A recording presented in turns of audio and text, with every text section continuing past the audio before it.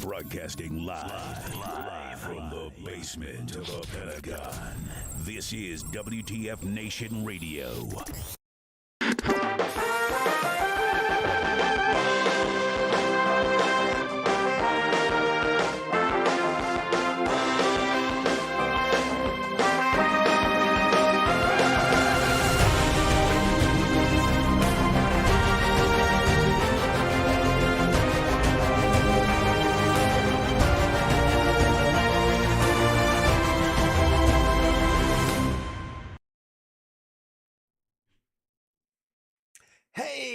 Welcome, one and all. Today's November 1st, but we're pretending it's October 31st for Halloween. This is episode 113 of Pop Culture Warrior. It's the show where I stay up to date on all the ins and outs of what's happening in pop culture so you don't have to. I am Captain America for tonight. I'm CQ. I'm the Pop Culture Warrior. And with me, as always, is my ghoulish partner in crime. He's the voice of the unpop culture. He's the man of the bubble, ladies and gentlemen, Mr. Radar. Hey, what's up? Happy Halloween, buddy. Happy Halloween, man. How you doing? Yeah. I can't see shit in this thing. Take it off then. I have no peripheral vision. I literally see like this much of everything that's happening. Don't bitch. Cap like won a war in that thing. Yeah, so if you see me doing a lot of this, it's just me trying to look around at all the different things, all the buttons and whatnots. I don't know how he wore this thing all the time. Anyway, man, you guys are funny. Bubble Boy, yeah, that's right. We got Jim in the chest. Hey, everybody, thanks for tuning in. This thing is gonna annoy the hell out of me the whole night. How you guys doing? I see Angry Elf is in the house. What's up, man? Heath, Pookie, Scott, Jim. Oh, appreciate you guys for hanging out with us, coming out and tuning in. This is our Halloween Spooktacular episode. Forgot to play, like we had last year, we had like a spooky entrance theme. Totally forgot to cue it up. That's my fault. That's all right. On the back end, we'll fix it in post. This is gone off the rails real quick. It did. I rearranged a little bit. Did you notice? Yeah. I mean, some promotion warrants are behind me, and yeah, the audience can't see much of it because obviously you're in the bubble. But yeah, me, I can. So I had one of the local news stations came by today. Ooh, they wanted to interview a war hero, and they somehow ended up at my house. So did you tell them about me? I did, actually. I did. Why? Well, if they were coming to film a war hero, why they should be here? They were early. They were here this afternoon. I told them they'd be here about 8 o'clock. 8 o'clock Tuesday nights only on. Well, actually, we did two. We did one about me and one about the radio. Nice. That's pretty cool. Yeah. So I gave a big shout out. I had one of the coins all set out, and then they left, and I forgot to give it to them. Good times. Good times. But yeah, so I'll let you know when they do a thing on the radio for us. Yeah. Happy post Halloween to you too, Mike. Welcome. Elizabeth, I've never been on this one before. I don't know what she's saying. Never been here before? Oh my God. Picked a great one to show up to. Yes. The Halloween episode is traditionally pretty good. Yeah, we have a lot of fun here. Are we going to allow pictures to be sent in for like the next, 15, 20 minutes? Oh man, it's so difficult. That's why I preload all this stuff. It's so difficult to add in the moment. But so Elizabeth, she was here on Friday, but she's or Monday because she doesn't know about us. Like if she has a picture, she can send it in quick, or Keith or something. Oh, all right. Well, hey, hi Elizabeth. Welcome.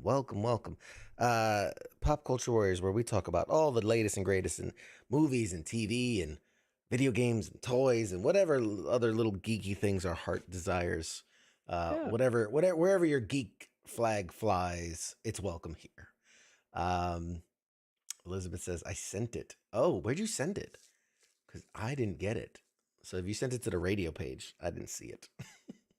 I sent it to the Pop Culture Warrior page.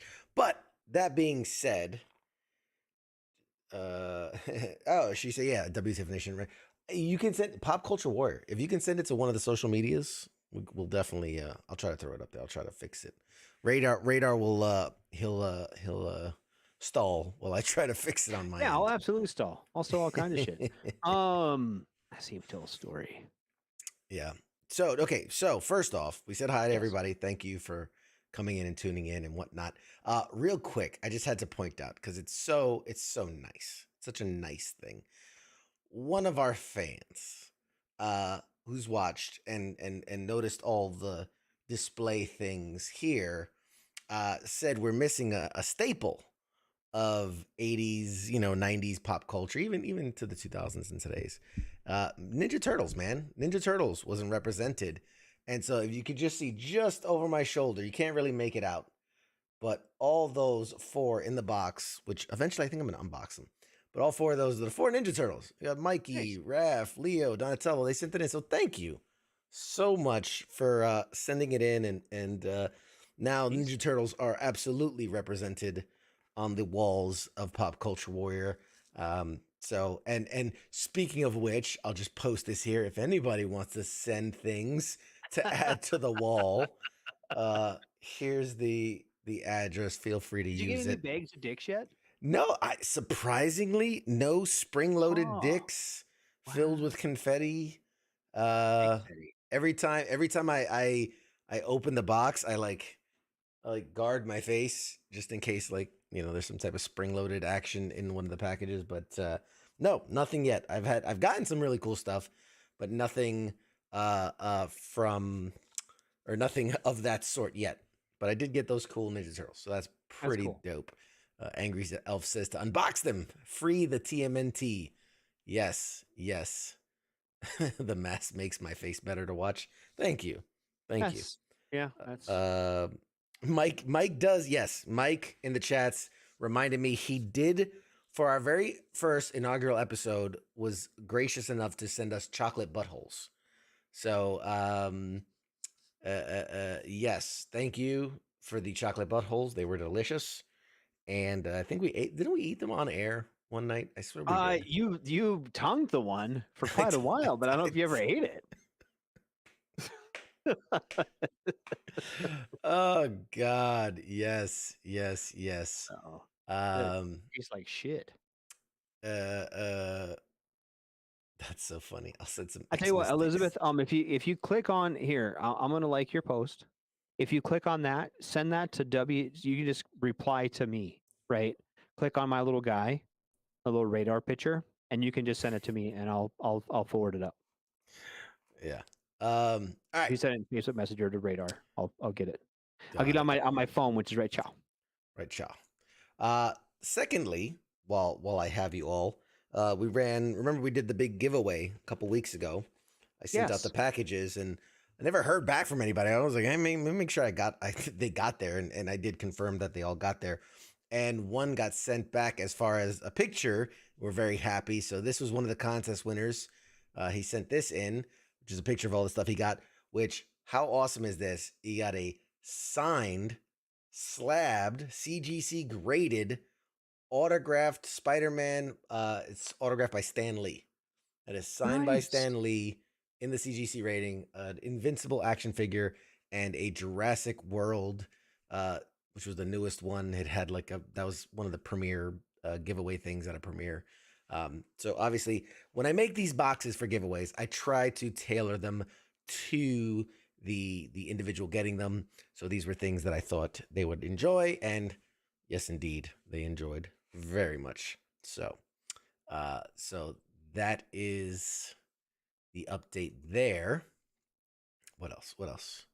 What else we have? I feel like I had a bunch of notes to go through, and it's fucking mass. This thing is driving me insane. I'm gonna leave that open. So costumes. Costumes. Should we dive right into the costume contest? Should we just dive right into it? Yep. Hey Elizabeth, I got it. I'm sending you one. You sending me one more? Yep. We have a late entry. You know No, this is I don't know. live, right? This is live. This is live. This is happening. We are live. Live. I'm Okay. sending it to you right now. So while that's happening, I'm gonna figure out how the hell to get it on air live after I've already set up the beautiful thing. Whatever. Just figure it out, dude. Just figure, run a live show, talk, engage with the audience. Oh, and run the background. Yeah, all that's at the same literally your time. job, dude. I'm sending it. So I will say I went to see Black Adam. I saw Black Adam Did you? I heard it was a waste of time and money. How was it? I mean, so here's the thing. If Yes. you recall, um, I had a concern that like, it's gonna be nice, it's gonna be good, but that it was gonna be great picture. Okay, Yes, that's a I'm gonna have fine to entry. figure out. So forgive me. I'm gonna try to do this on the fly, pull this down and use it and get it ready and also talk. All right. So, in regards to Black Adam, here's the thing. It wasn't a bad movie. It wasn't. Okay. It wasn't a bad movie. Um, the kind of like, do you remember when we talked about it? And I said like, based on the trailers, it kind of looks like there's not a lot of Not a lot of meat and potatoes there. yeah, it's not like a lot going on with it. And so, um, much to what I kind of thought would happen, um, um, stop Much. talking. Like I thought was going to happen. It's a decent movie. It's fine. There are great. I mean, like the set pieces and the scale and scope and all that is great. It really is. But like as far as the movie, like as the story goes, it's kind of predictable. Um, No. it's generic bad guy. The Rock is unstoppable, of course. And it is what it is. It is what it is. Stop doing that. This is what happens when I'm trying to push buttons at the same time.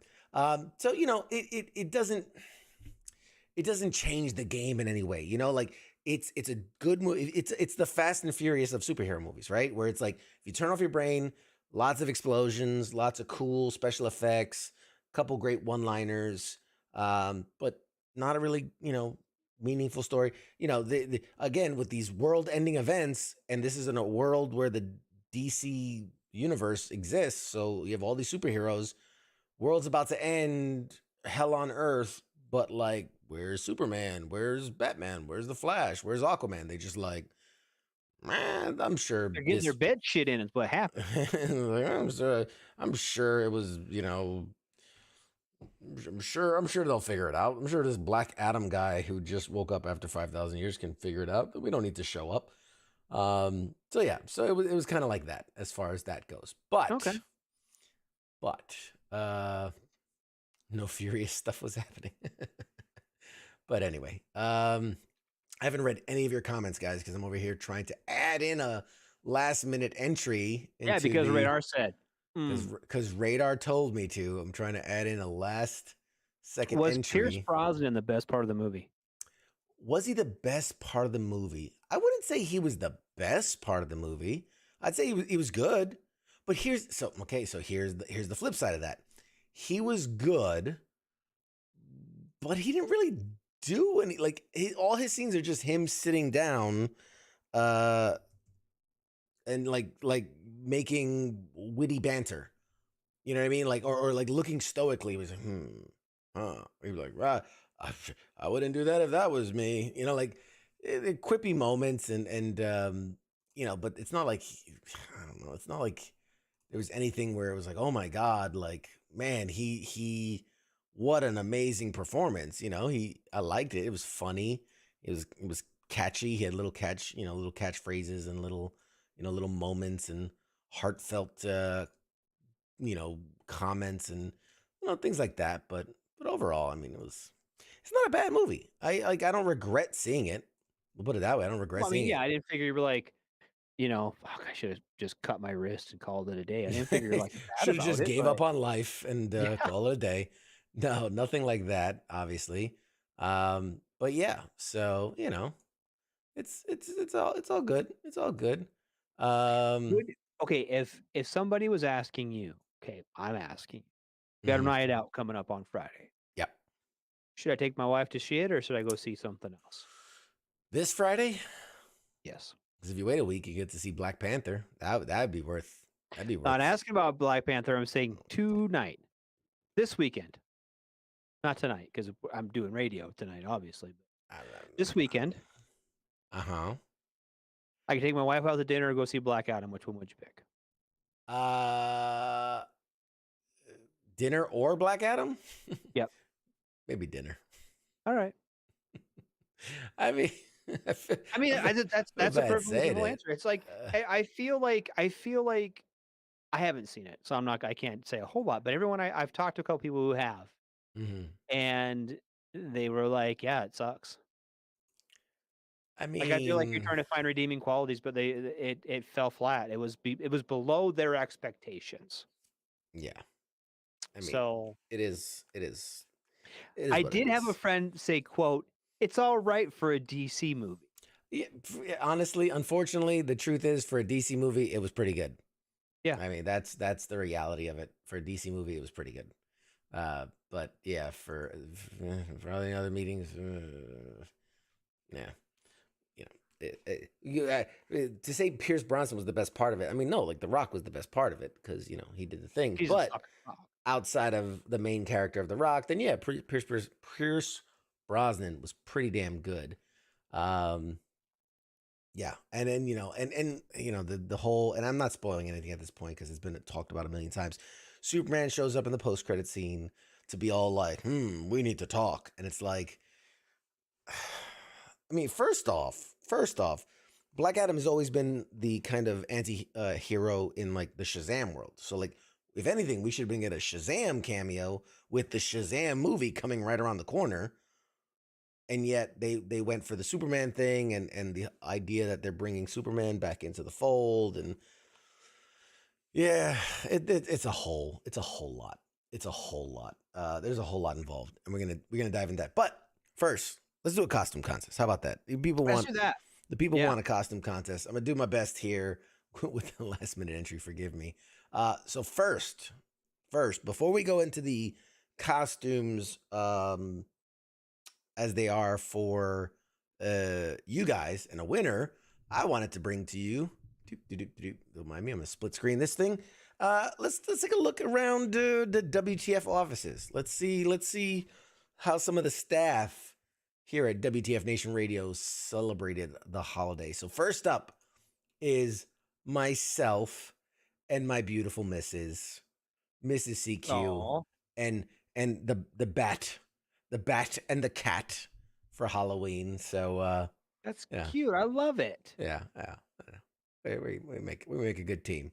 Make a good team. And you guys do all right. Little couples costume right there. Little action. Let's see. Okay, so that was myself. Up next, we got Ice. Ice coming in hot. Yeah, Looking like he's about to drop Ice the was sick. hottest mixtape this side of Endor. Yes. I love the black and white little chroma action, but he was full decked out. If you guys didn't see Monday edition, you should go back and see it because he was in full Sick. regala, It is full sick. regala. Top of the helmet off with had the harmonica thing going. It was crazy, crazy, crazy, crazy. So that was our man Ice. Who else? Who else we got up next? Oh, that's the backside of Mom. I didn't choose this picture. This is the one she sent. So She said a frontal. That it, sounded bad. it was so this was at least gave an idea of the costume. That was just a very That's true. tight frontal. That's true. So Mom, not one of the people you hear from regularly, but she's usually in the chats and helps us in the background. So she's one of our beloved staff members here at the station. Who we got next? There's Spanky. Spanky coming in hot with the I don't even, what do you call this? I don't even know what you call it's this. the gal's like a TikTok famous. Is she Have you TikTok not seen the famous? gal I have on not TikTok? seen that. No. Okay, she's a TikTok actress. I don't remember her name. But she's fucking hilarious. She's like a redneck chick. God, she's fucking funny as shit. Okay. So Check it out. TikTok lady. Hey, what's her name? Someone will refresh me with the name. I'm bad with names. I remember my own. Pookie says he should have just submitted a picture of himself and said Florida man. Yeah. You do it. You know, in all fairness, I didn't dress up this year. Didn't. we'll get to you. I wore a green shirt yesterday. I was President Zelensky. I had green britches and a green shirt. So here's another one of our behind the scenes staff members, TZ, jealous of you being in a bubble. So Yes. sent herself in a bubble. Nice. So this is this is gender swapped radar. That's the costume she's going with. Gender swapped radar. Trailer Park Tammy. Yes. Trailer Park Tammy. Oh, look at y'all. Smart. So TZ up in the hill. Mm-hmm. Thanks for playing along. What we got up next? This is Kaz. For those of you who know Kaz, I believe that's his daughter on the left. So that's little Senorita Kaz. Little Kaz? Mini Kaz. Right there, she's big pimpin' Kaz. She's big pimpin' Kaz, that's for sure. Pimpin' Claus. Yeah. Pimpin' Kaz. All right. Let's see what else we got. One more. Who's this from? Oh, who's this pretty little thing? That's Mrs. Radar. Mrs. Radar killing it.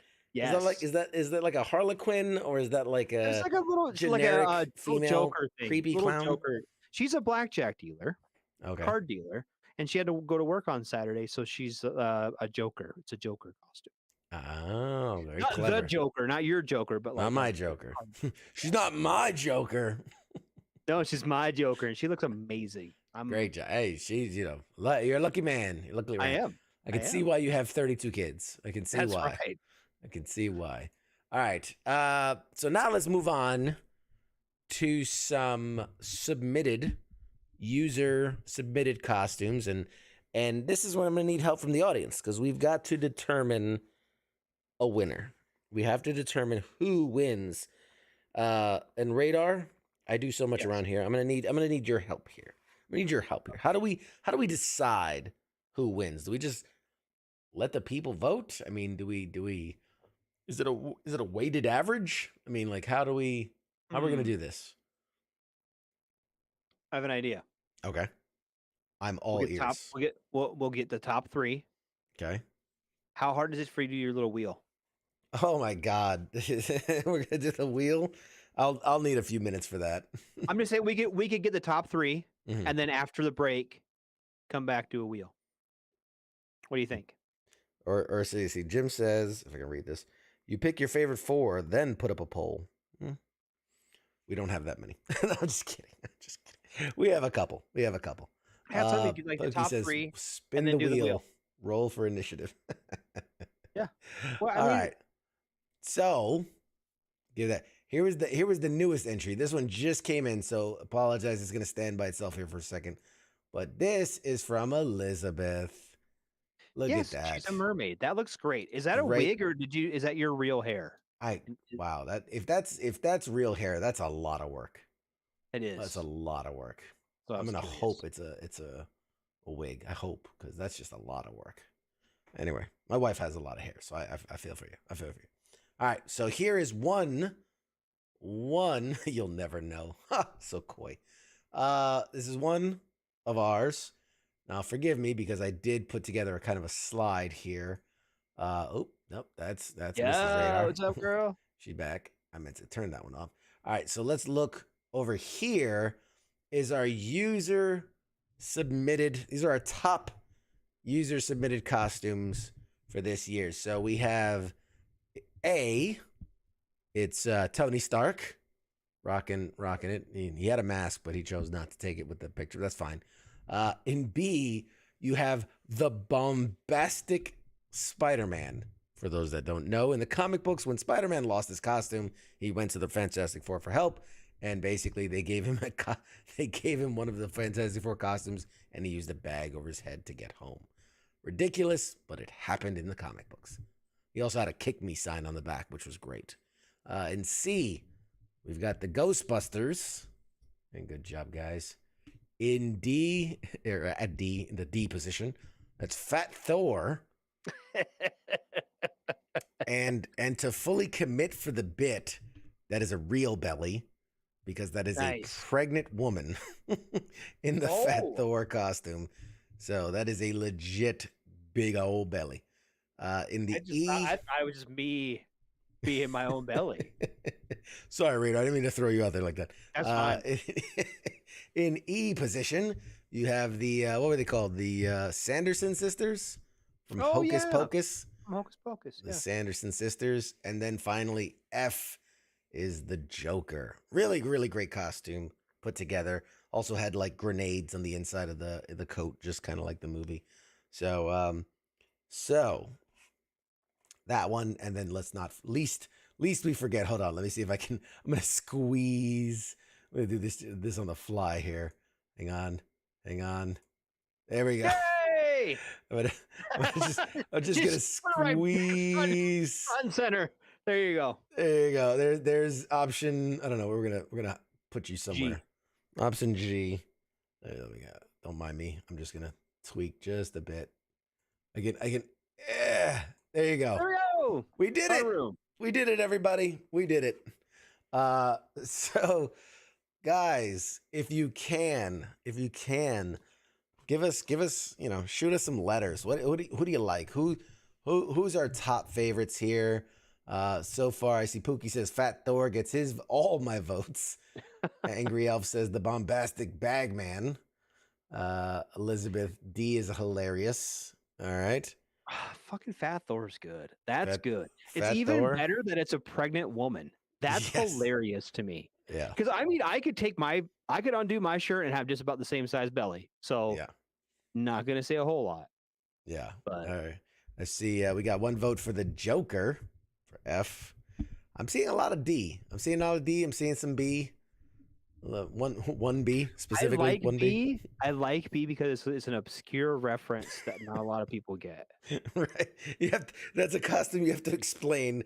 Like, so you're a Fantastic Four member, but you're embarrassed. Like, why are you hiding your face? No, it was Spider-Man, but it was a thing, and yeah, you did a thing.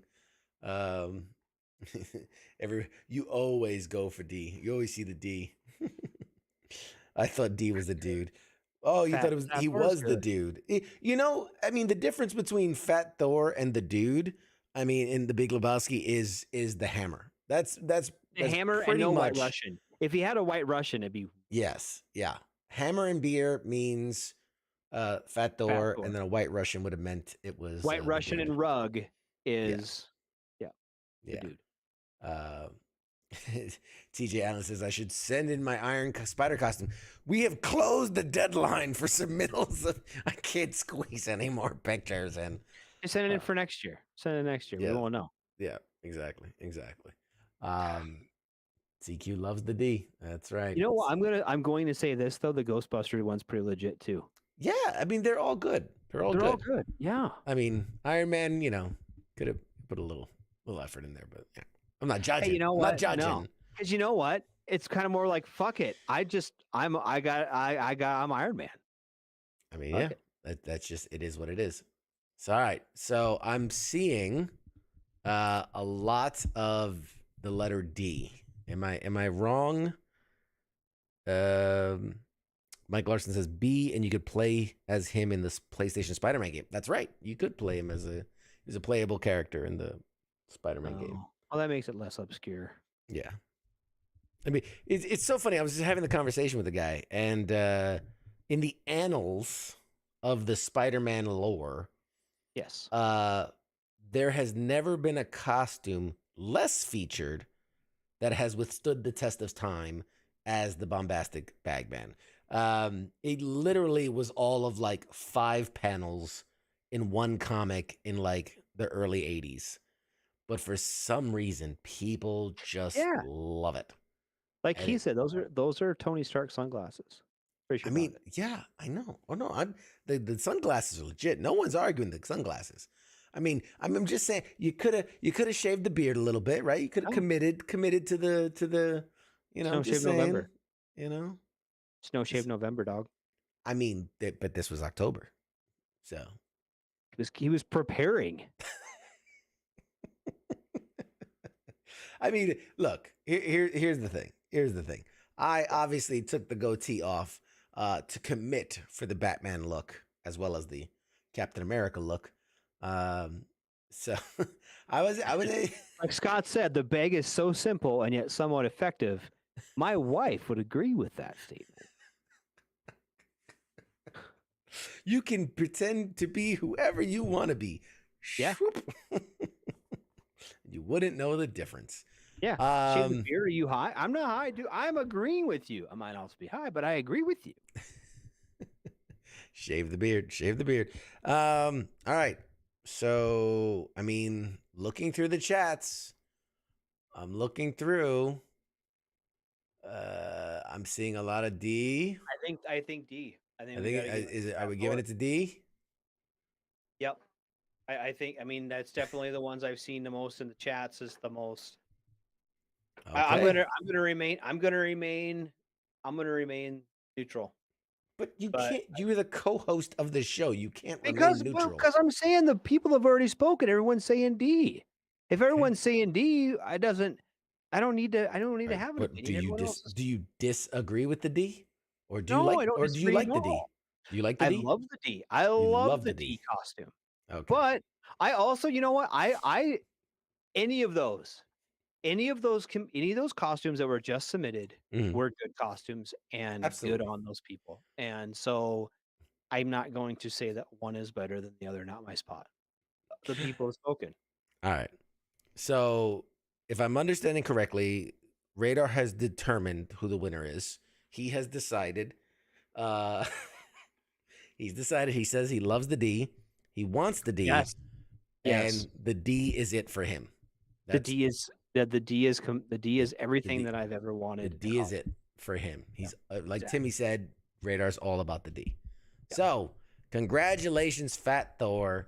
You have won the 2022 Pop Culture Warrior Invitational Spooktacular Halloween Costume Contest Extravaganza, and we will get you a lovely prize. We'll make sure they get their lovely prize. Thank you thank you everybody for submitting your wonderful costumes.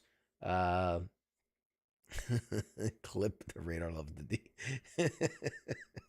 You're damn right for clipping that. I'm gonna play that every time. I love the D. I want the D. I like the D. I want the D. All right. So thank you everybody for playing along with our silly costume contest. That was awesome. I love seeing all the pictures, and you guys are the best, man. I love it. Moving on. Yep. We do have some I looked for specific pop culture news in the realm of Halloween, in the realm of horror and things like that. So I do have some stories to share with you guys. Let's start with some movie news. Have you heard of this movie called Terrifier? Have you heard of this? No. It was like a B level, C level, not really indie, but it was just kind of like art house slasher horror flick. Anyway, point I bring it up is they came out with a part 2, and it was playing. And this is legit news. The reports coming out were that people watching the movie were passing out and or vomiting in the theaters watching this movie. Okay, so I'm gonna read this here just because I love passing this. out. I hear falling asleep. fainting. How's that? Sure. Okay, so here you go. So one of the movies this past October just happens to be making viewers, as per a recent report, pass out and vomit in their seats as the sequel bringing back the horrific Art the Clown, Terrifier 2, is causing quite the stir during its theatrical run as the devilish slasher returns from the grave to once again torment his unsuspecting victims. Bloody Disgusting, which is the outlet which had a role in bringing the clown, the new entry, shared a number of tweets from horror fans that caught Terrifier 2 in theaters, with quotes including, "Definitely not for weak stomachs. Someone actually fainted during my screening of this movie." Another one said, "Terrifier 2 was an amazing, gory mess. The guy behind me passed out cold and crashed into my chair. Another guy left because he didn't feel good. I overheard him say as he was walking out the theater door, and I heard the guy puking hard and loud in the bathroom. Another guy wrote, my friend just threw up and then passed out. I've counted 5 people walking out so far. I love this movie. Uh, so some people are super into it. Pookie says, best worst B movie ever made. Terrifier 2 returns to theaters following its box office success during its opening weekend. And if you haven't heard of the terrifying sequel featuring Art the Clown, the official description of the movie reads as such. After being resurrected by a sinister entity, Art the Clown returns to the timid town of Miles County, where he targets a teenage girl and her younger brother on Halloween night. Ooh, spooky. So if you're into the slasher flicks, if you're into apparently being super grossed out or possibly passing out, then go check out Terrifier 2, because apparently it is a nightmare. You into kind of spooky, scary slasher movies, Radar? Is that your bag? Not really. Not really. You have a favorite? Favorite slasher? Favorite horror movie? Not really. I don't really. They're always so over the top and ridiculous that I just don't get into them. Sure. You know what I mean? Like, last night. So my kids, I got all those teenagers.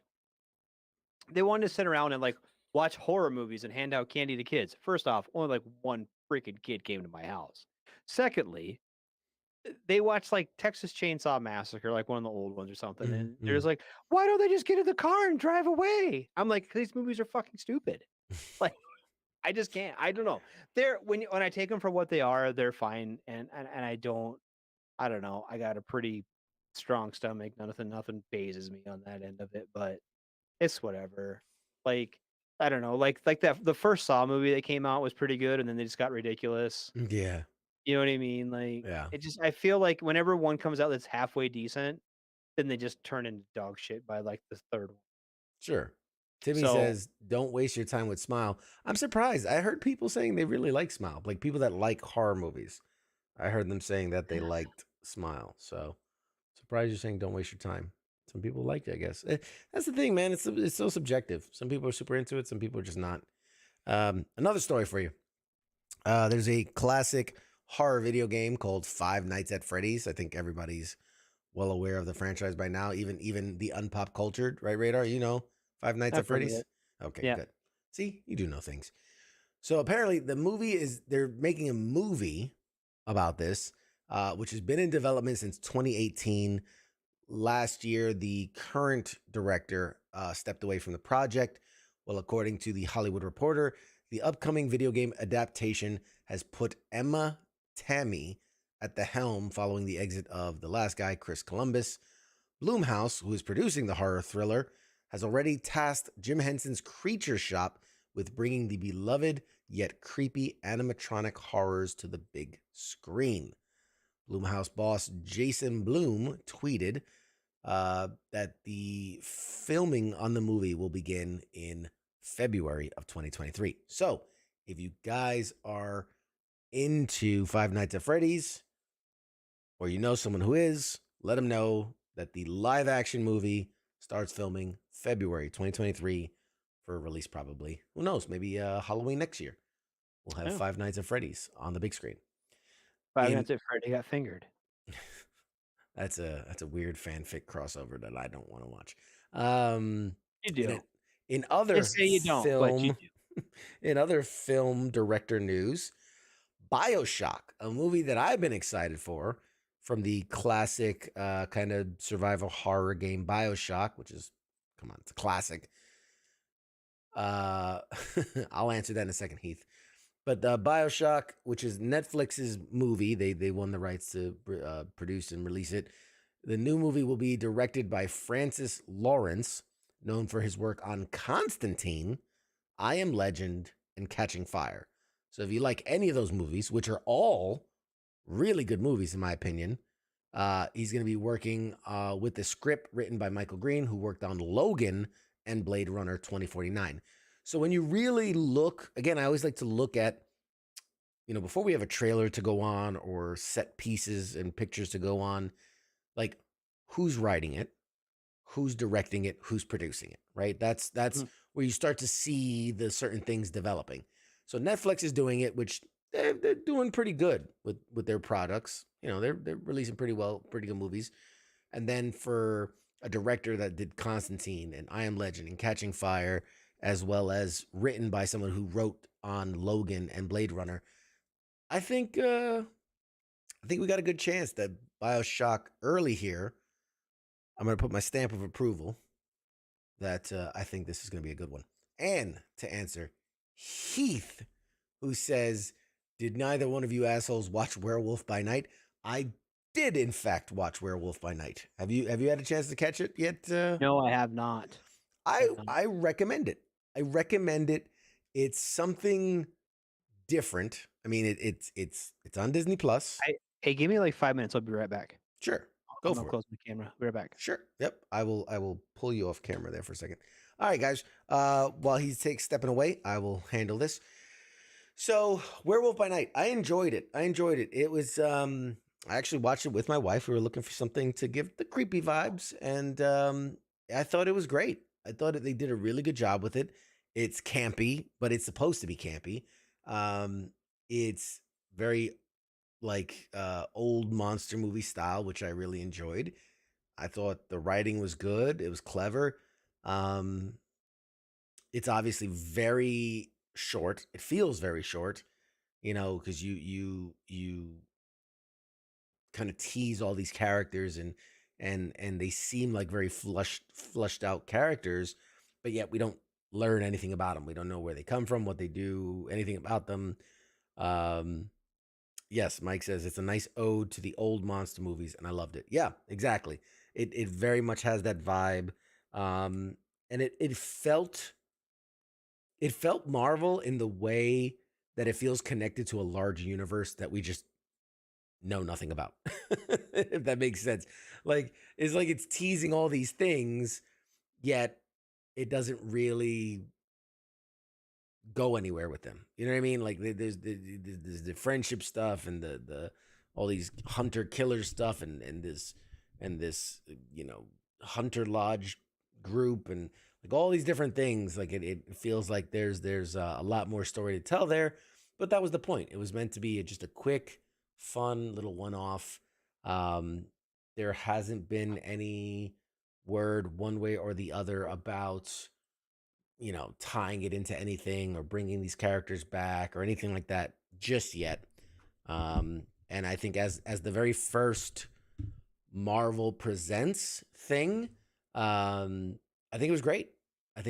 And for those that haven't seen, there's a new trailer for Guardians of the Galaxy, like the holiday special, which is going to be the next Marvel Presents thing. So yeah, so there's definitely. Hey, let's bring Radar back. Hey, Radar. Hey, Radar's back. Radar's back. I turned my camera off. I didn't mute my mic, did I? No, you didn't, but that's fine.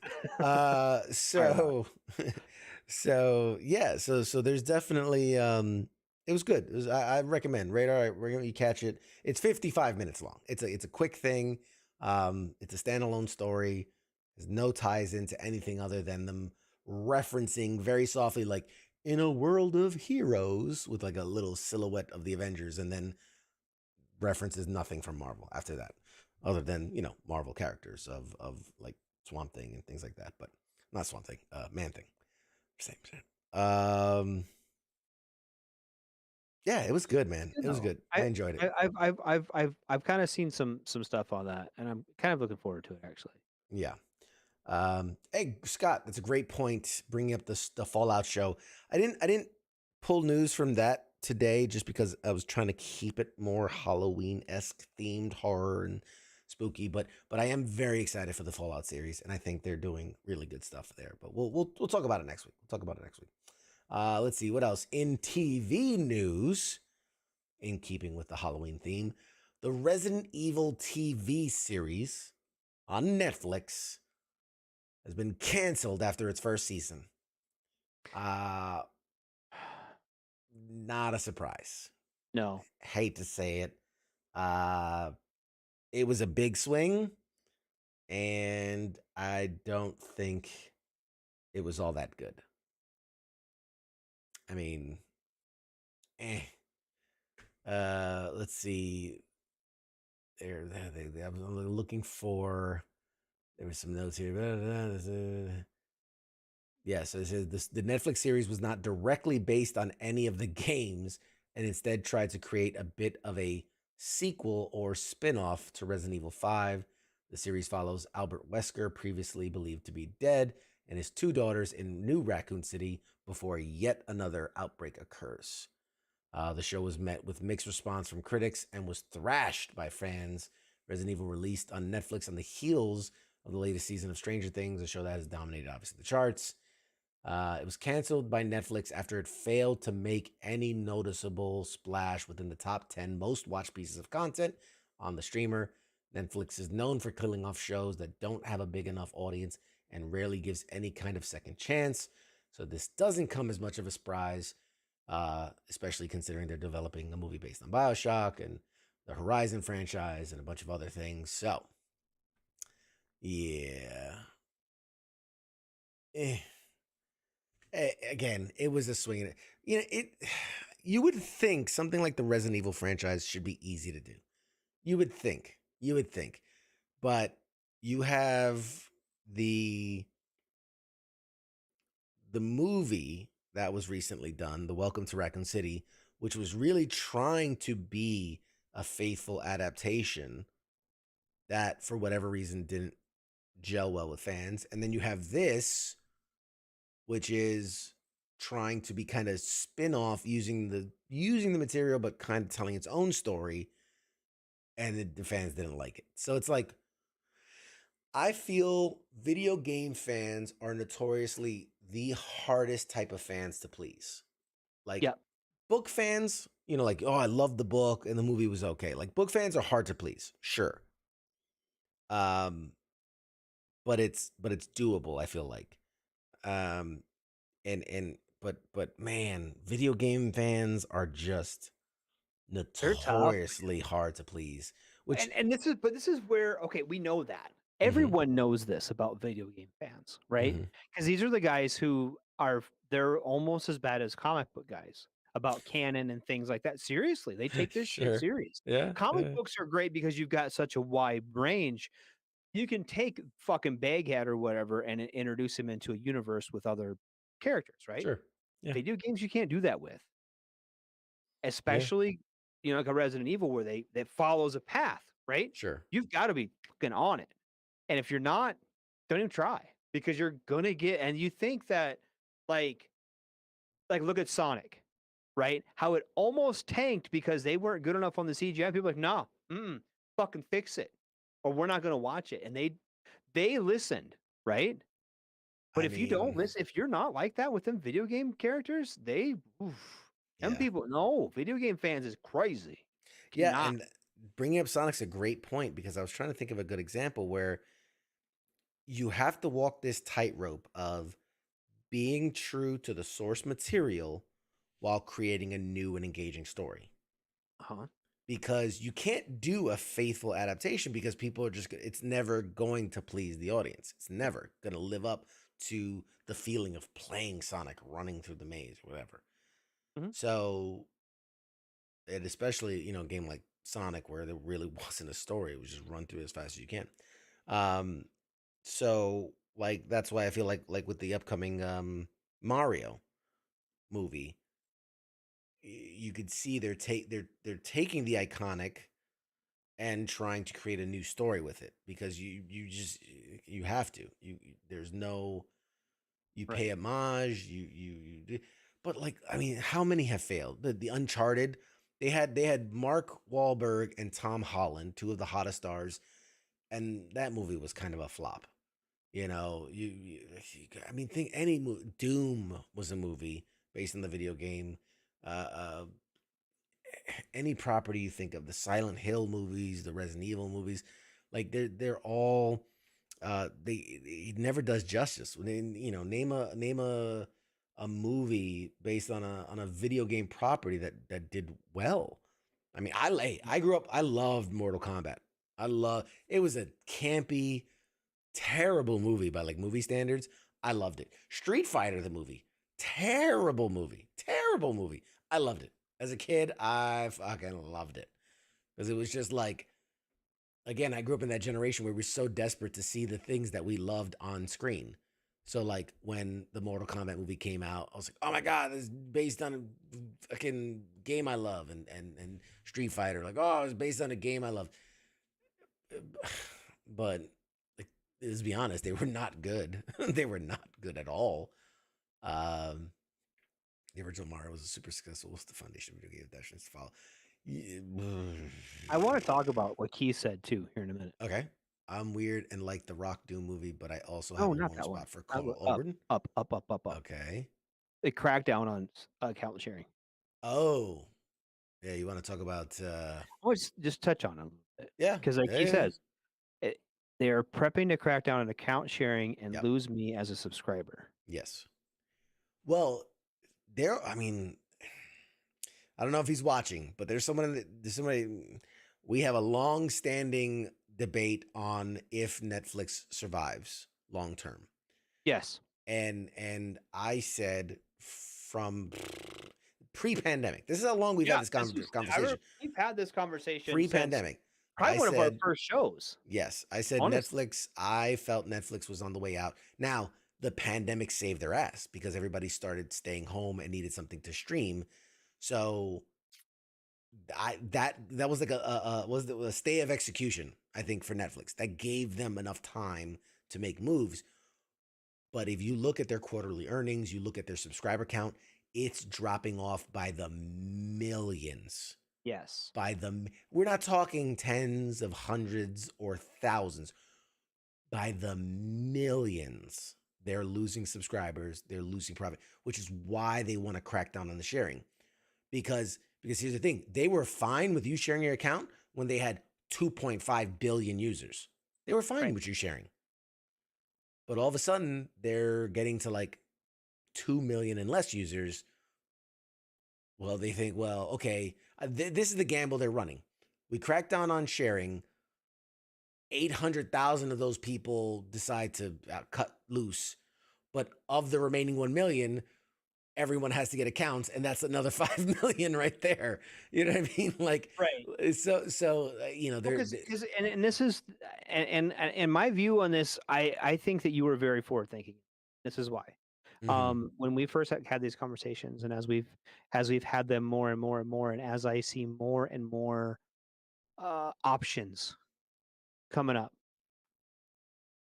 very little right now is Netflix exclusive.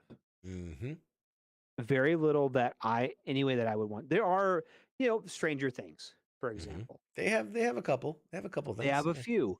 Sure. But everything does now.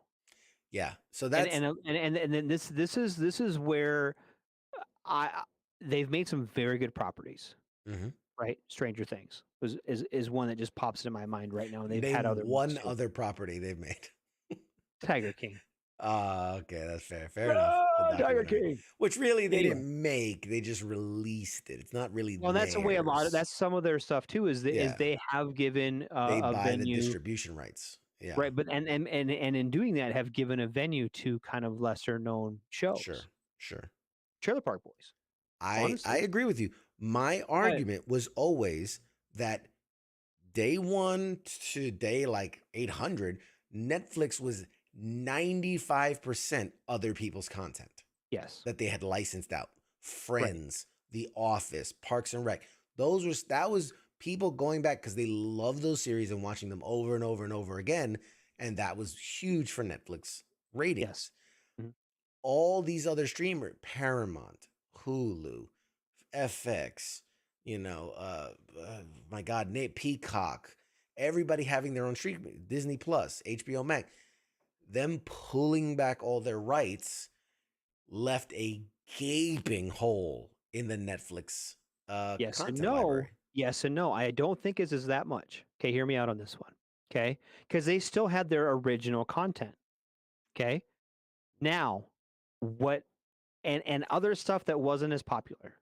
Okay, or what's happening now is some things available on Netflix, but it's also available on like Vandu or some shit, right? Some other fucking, you have to watch like 30-second ads or whatever on it. Okay, it's not does it has ads, but it's free and it's ads. Mhm. And a lot of that kind of lesser known content, obviously, but content like NBC with Paramount Plus, Paramount Plus are going to pull their shit back, right? With Peacock, NBC is going to pull their shit back, right? We Everybody. knew that, but they still had a pretty good library of things that didn't fall into that category, right?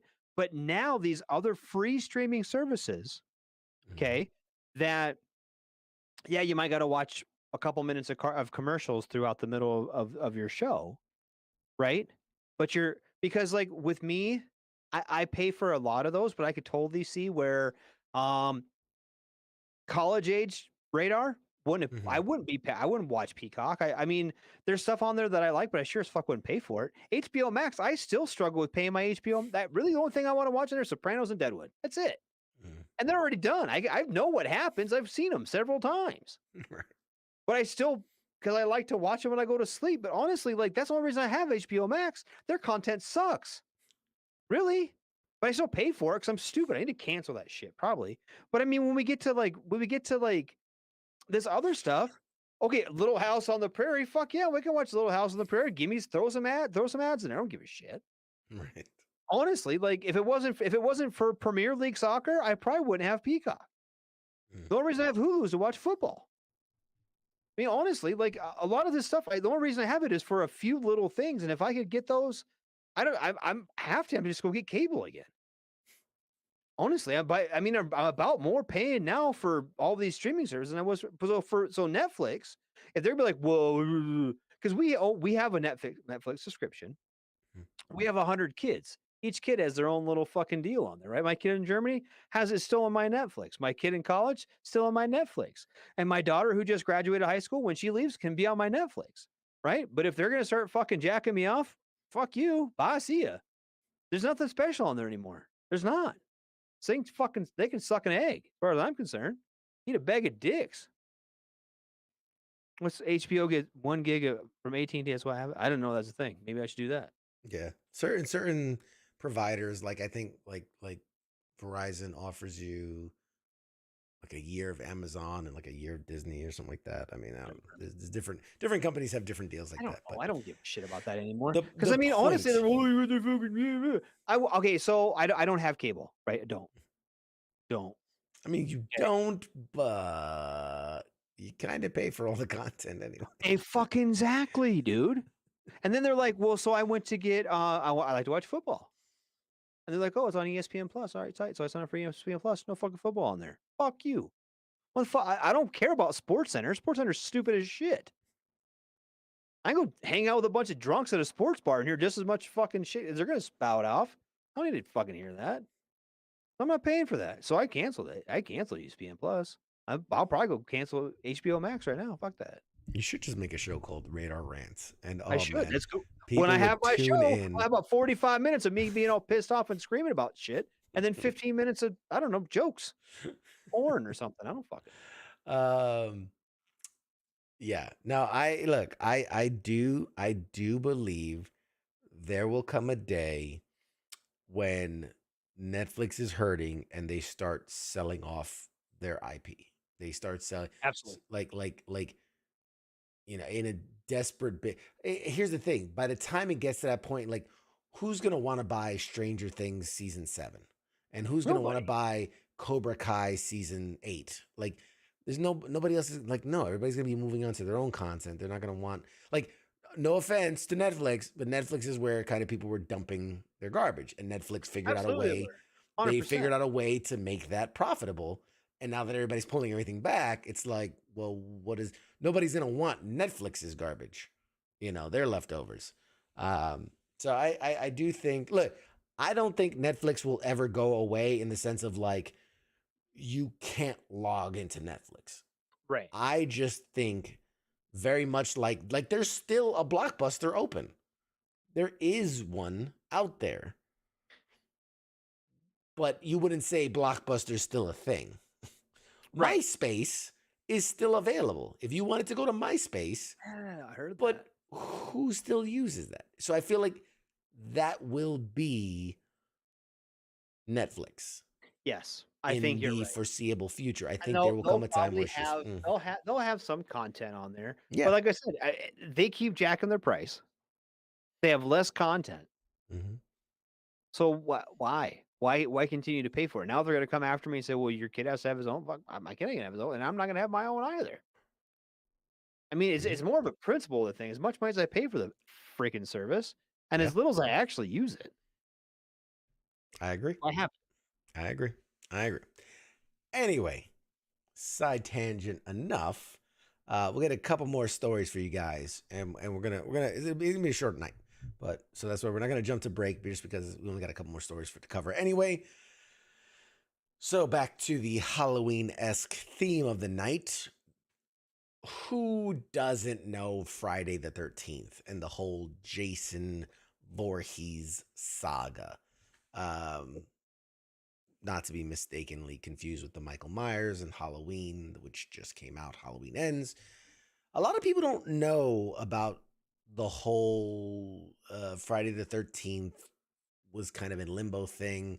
It's a very complicated thing about like the ownership of the first one and then the second one and how there's a lot to it. There's a lot to it. There's reasons why movies had to be called like Jason Goes to Hell or Jason versus Freddy versus like Friday the 13th, why they had to stop using that because there was a legal battle. Whatever. Point being is there is a Friday the 13th prequel in development as a TV series.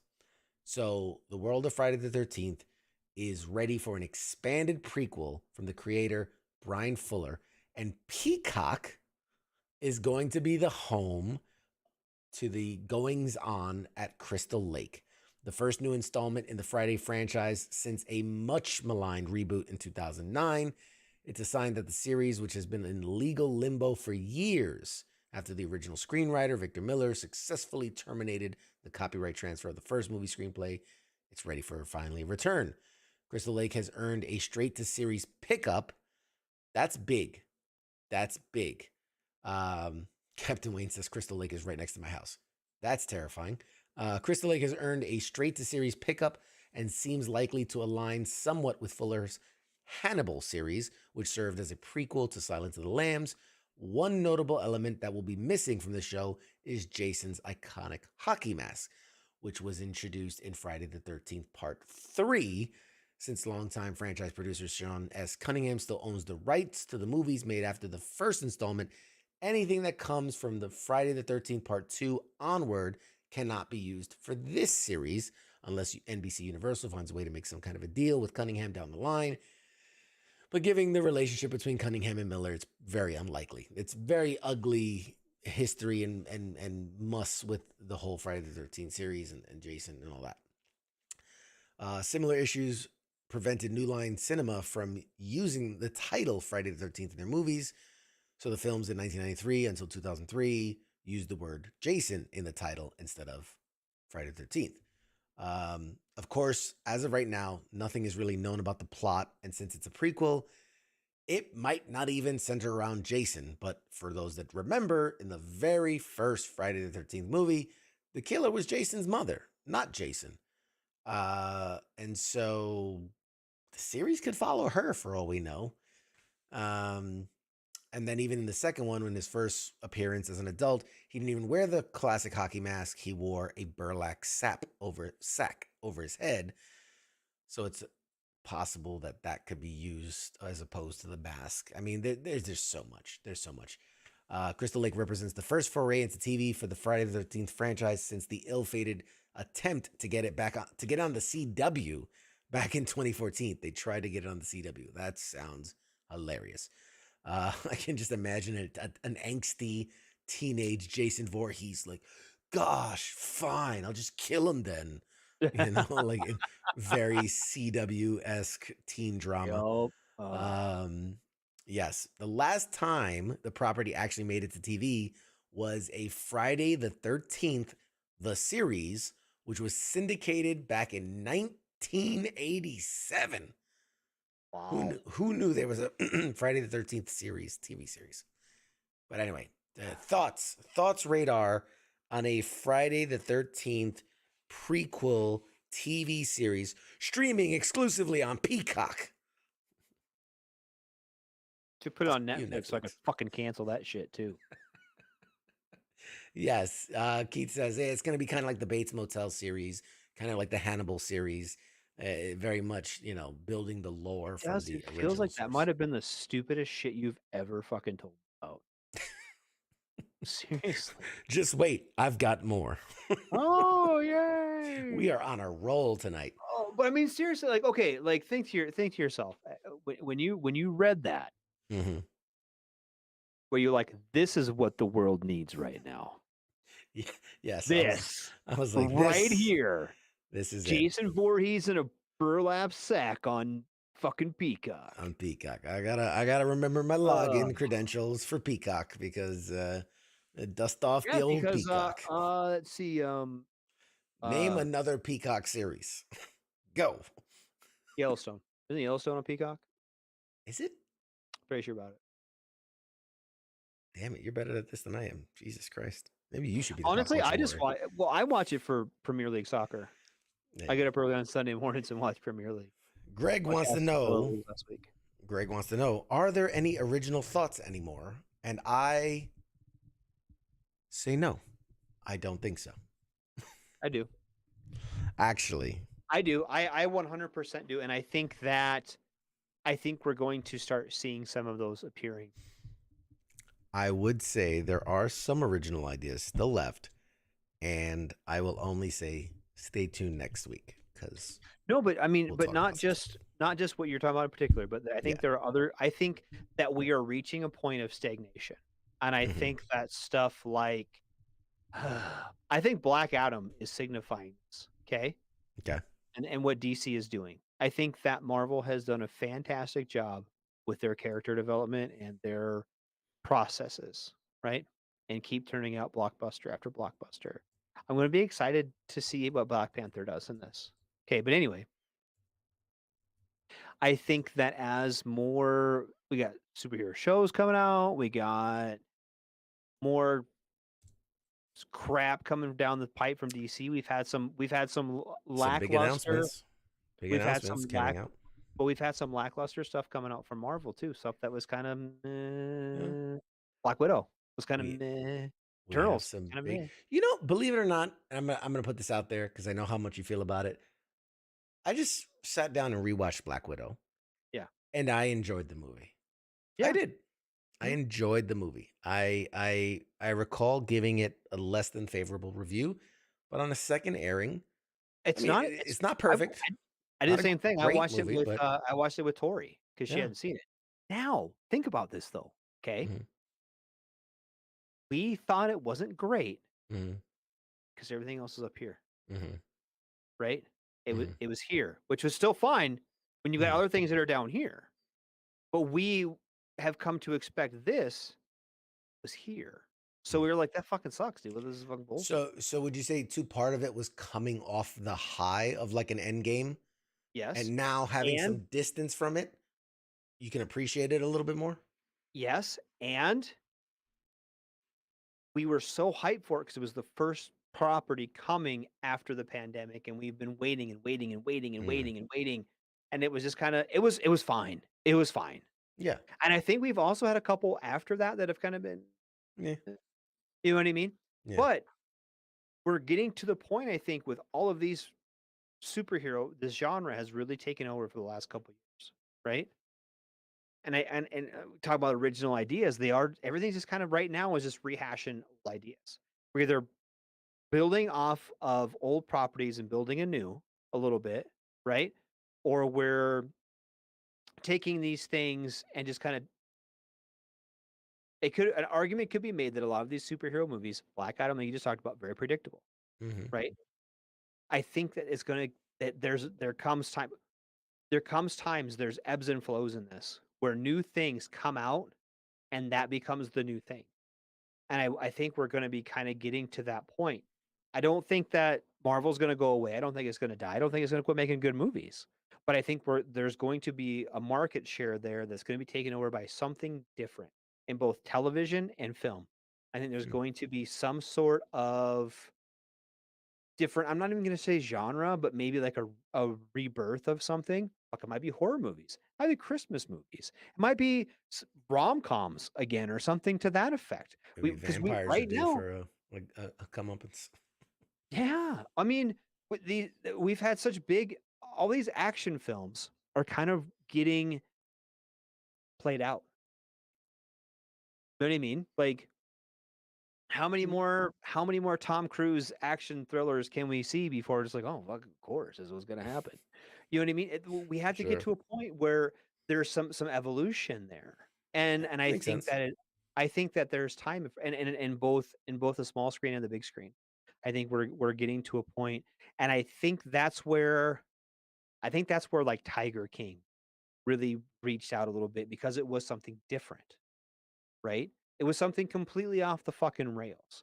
Now, because I mean, look at wasn't that long ago where those reality shows were fucking everywhere and taking over everything. That reality TV show, fuck, there was tow trucks and people driving semis and all kinds of that shit. And that's kind of Yeah, not as popular anymore, right? yeah, Where other things have, and I think that there's certain eh, this industry is it's living and breathing and growing, and yeah. it Changes. hasn't really since before the pandemic. And I'm kind of curious as to where I think there's going to be some growth and evolution in a lot of ways. And I think the public is ready for that.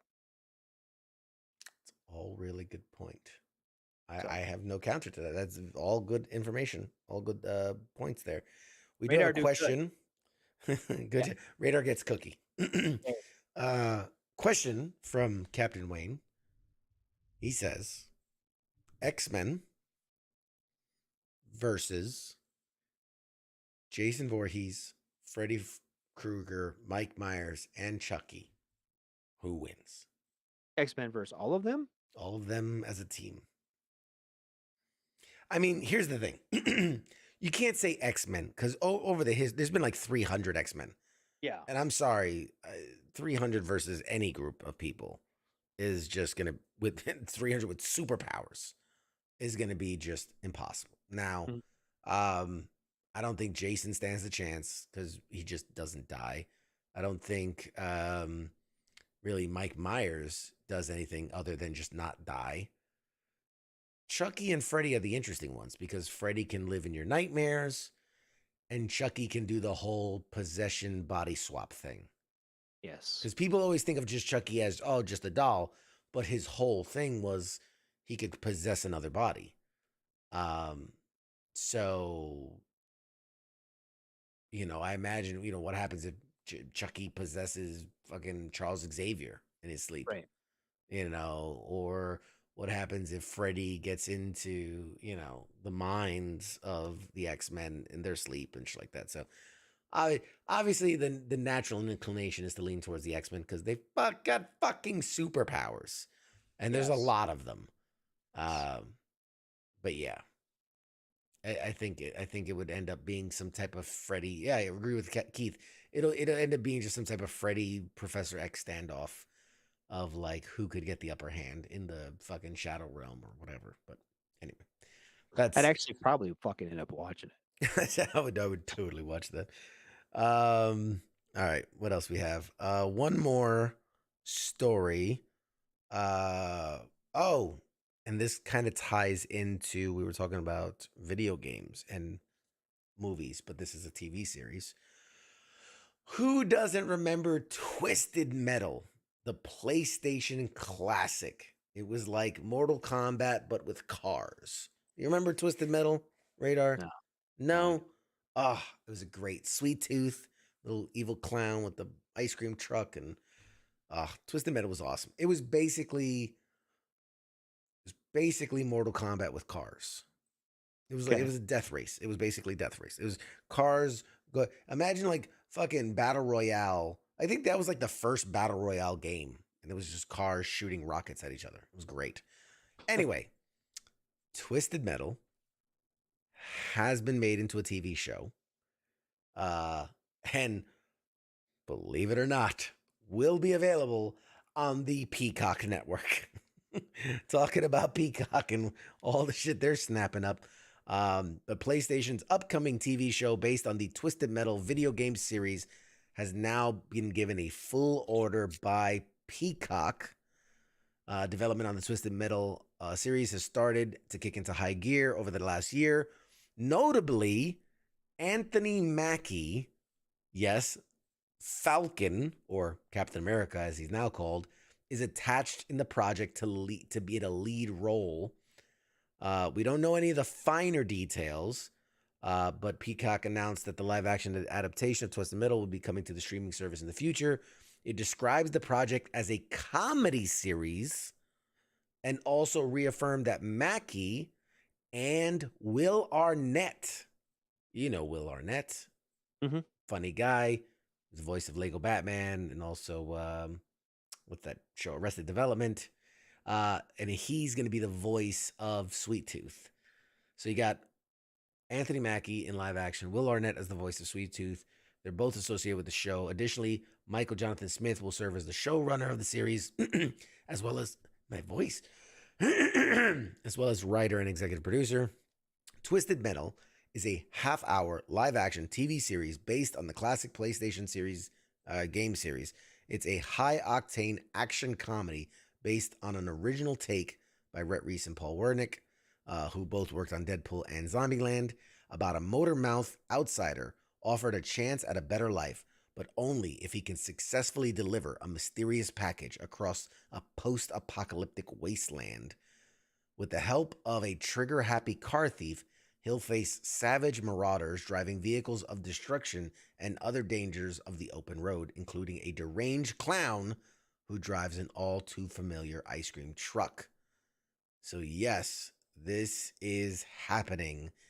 And the very latest comes of this week, which is the show has finished wrapping.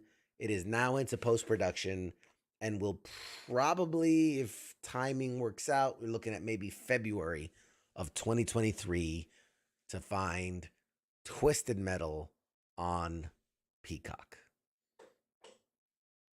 Thoughts, Radar? I'm gonna go delete Peacock. I don't need to watch Ronaldo that bad, dude. Greg made a great comment. He goes, Peacock is just throwing everything against the wall and seeing what sticks. Fuck, right? But I mean, what happens if this is a good show? Call me the eternal optimist, but I'm always like, on the off chance this could be a good show. On the off chance it's going to be good. I have a lot of belief that The Last of Us, based on the video game coming to HBO, I think that's going to be good. I do think that's going to be good. The Super Mario movie that's coming out, although people aren't happy about the voice, I do feel like I don't know, dude. itself is going to be good. You're gonna have to watch it and then tell me that it's fucking fantastic, and then I might go see it. Okay. Seriously, I'm not looking forward. I will take my kid. I will take my kid who likes Mario. Greg says, I can't wait for you to review the series when it airs. I'm going to bring up this episode. Yeah, clip it. We'll run it back. I mean, but here's the thing. I'm not saying, oh, it's going to be awesome. I'm just saying I have belief. I have faith that, I mean, when some of the names that, you got the writers of Deadpool and Zombieland, you got really good actors like Anthony Mackie and Will Arnett. PlayStation is the studios developing it, so like they know the game better than anyone else. The worst thing is when you hear like, oh, Uncharted brought to you by the guy that did like fucking Cinderella. You know what I mean? Like, whereas like it doesn't make no sense. They don't seem like people that would know the source material, but it's PlayStation making it. They're the studios behind the live action. It's just going to be streaming on Peacock. So I don't know. I think it could be good. It can't be based on the video game. I feel like you're like reaching for things. I'm desperate. I feel like it could I'm so be desperate. Good. It could be good. I mean, it could be. I'm not gonna pull out. She might not get pregnant. Like she might not. I mean, what do you want from me? I don't know what I Uh, want. I don't know what I want from you, but I know that I'm not as confident in your abilities right now, sir. Keith says, "Can we discuss how Disney will be streaming a biopic on Chippendales? Like Chippendales the dancers, or Chippendales like Yeah, the Rescue yes, you're doing Rangers?" a bioptic on him. I would understand if they were doing it on Chippendales Rescue Rangers, but hear me out. A movie based on the video game Resident Evil. Yeah, yeah, that's original. I know. They should do it about like the Halo games. Greg says Uncharted could have been amazing. Did Naughty Dog even have any input? I don't think they did. I don't think Naughty Dog, the studio that made the game, like they had input in the sense of like notes, but they didn't have any creative control over it. Meaning the studio goes, "Oh, thanks," and then just throws it away. Um, so yeah, I mean, it is what it is, man. At this point, I don't know. I don't know. It could be good. It could be good. Uh, Man, I feel like you're reaching. Could be good. Could be good. Could be good. I what do you want me to mean, say? you What just do be you want me like, to say? you could just be like, they might surprise me. Greg says, "Fuck it, Battletoads movie." Oh, I love Battletoads. They just tried to recreate the game. Like they did a new Battletoads video game. I don't know if it how it Did did. they? I don't think it did very well. I don't think it did. All right. I got one last thing. I'm gonna close on this. Are you ready? All right, sure. IGN recently just posted what they call the 25 best horror movies of all time. Okay. And I'm curious, A, your thoughts, Radar, and B, you at home, the viewer, what you think about this list of horror movies. If you agree, disagree, reorg, whatever. So, in reverse order, starting from 25, the 25th best horror. So, like, they're not technically saying like scariest horror movies, right? They're saying best. But this is what is it? The 25 best horror movies of all time. Our list of top movies won't just scare you; it'll mess you up for life. That's their quote of the article. So at 25 is the original Scream, 1996. That's Wes Craven. That's Nev Campbell, Courtney Cox, David Arquette. Yeah, that was It's a all right. classic. It's a classic. I might put that up higher. Let's see what else they got. I would actually probably put that higher. The original Scream. It was a classic. Good, some good scares. Yep. I liked the fact that it was sort of a parody on horror movies. Like there was a Yes. lot of kind of inside jokes in it, which Yep. I was a big fan of. A little meta commentary. I will say this. I actually like. I watched that a couple years ago. hmm The original Scream. It was probably 2 years ago. Might have been during the pandemic. Okay. hmm I liked it better then than I did when I was a kid. But yeah, I liked it better. Maybe because I was a yeah, little bit older, a little bit yeah. more You're adult. more mature. And yep, Yeah, I got a few more of the inside jokes and shit. yeah. Yeah, it was better. It was good. I liked it. Okay. Now, who doesn't remember this classic? Coming in at number 24, Nosferatu from 1922. You know, the 1922 classic Nosferatu, right? I mean, who the fuck at IGN ever watched Nosferatu? No one. Really? The black and white film from 1922. And they were like, Yeah. yeah, Next. yeah. Count Orlok is moving to Germany and he's bringing pestilence and shadows with him. The shameless ripoff of Bram Stoker's Dracula does away with the sensuality that many associate with the undead monster, revealing the vampire to be a sad and rat-like creature tormented by isolation and completely wrong for the modern world. Okay, sure. Back on track. Number 23, The Blair Witch Project, the original found footage horror movie I before liked it. every single person copied it. Yeah, that was good. 1999, Blair Witch Project. I remember people believing that shit was real. I kind of did it first. Someone told me it was real, and then they had like a preview for it or something in a theater, and I was like, "Holy shit, really?" And then like it didn't take very long to figure out it But wasn't real. But I mean, right. But I mean, people that saw it start to finish and walked out and were like, those poor people. Those poor people. Like, who believes they found footage of basically murders and then we're like, you know what we're going to do? Let's put this shit in theaters. I mean, would you put it past them at this point? I They'd mean- probably end up on fucking Paramount or Peacock. It's like, imagine they find like, remember the movie, the film from like The Ring, where like if you watch this movie and then 7 days later you die. Imagine some guy who finds, he goes, this thing keeps killing people. I got it. Let's put it in theaters.